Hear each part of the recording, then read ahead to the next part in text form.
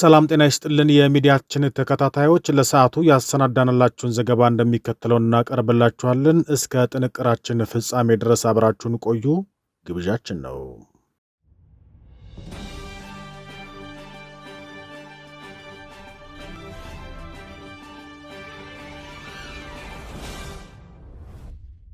ዛሬ ከክቡር ጠቅላይ ሚኒስትራችን ዶክተር አብይ አህመድ ጋር በመሆን ከአንበሳ ጋራዥ እስከ ጃክሮስና የጎሮ አደባባይ የኮሪደር ልማት ስራዎችን ጎብኝተን ለሕዝብ አገልግሎት ክፍት አድርገናል ሲሉ ወይዘሮ አዳነች አቤቤ ተናገሩ።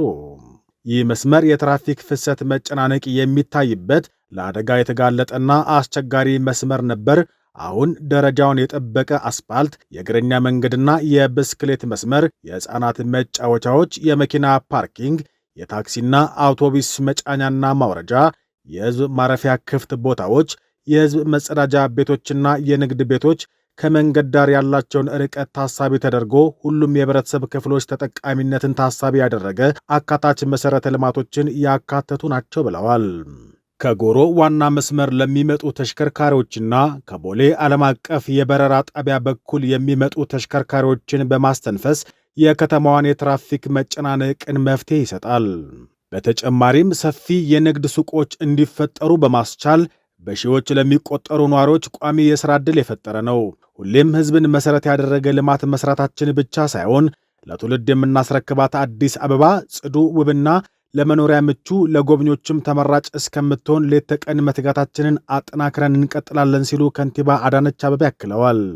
በኮሪደር ልማቱ የተከናወኑ ሥራዎች 4 ኪሎ ሜትር የሳይክል መንገድ፣ ከ8 ኪሎ ሜትር በላይ ደረጃውን የጠበቀ የእግረኛ መንገድ፣ 3 የመኪና ማቆሚያ ፓርኪንግ ቦታዎች፣ የሕፃናት መጫወቻዎች፣ 7 ፕላዛዎች፣ 6 የሕዝብ መጸዳጃ ቤቶች፣ ፋውንቴኖች፣ 13 የታክሲ መጫኛና ማውረጃ እንዲሁም 872 ሱቆች ይገኙበታል።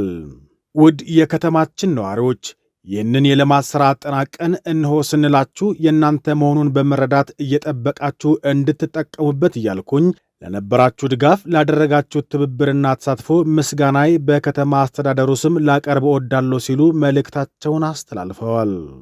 ለሰዓቱ ያሰናዳንላችሁ ዘገባ ይህንን ይመስል ነበረ። በሌላ መረጃ ደግመን እስከምንገናኝ ድረስ መልካም ቆይታ